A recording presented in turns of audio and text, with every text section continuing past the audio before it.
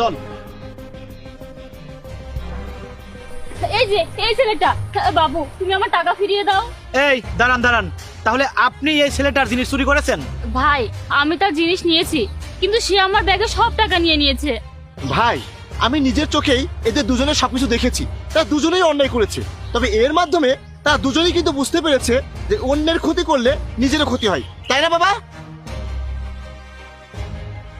এই যে ভাই, এই ম্যাডামের টাকা। ম্যাডাম নিন, আপনার টাকা নিন। হ্যাঁ স্যার আমি বুঝতে পেরেছি। নাও বাবা, তোমার জিনিস ফিরিয়ে নাও। ম্যাডাম আপনি আপনার টাকা ফিরে পেয়েছেন।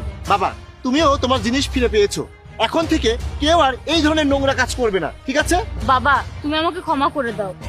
এই নাও আরো কিছু টাকা, এই টাকা দিয়ে তুমি আরো ভালো করে ব্যবসা করবে। আপনাকে অনেক অনেক ধন্যবাদ, আপনি আমাকে ক্ষমা করে দিয়েন। আচ্ছা ঠিক আছে বাবা।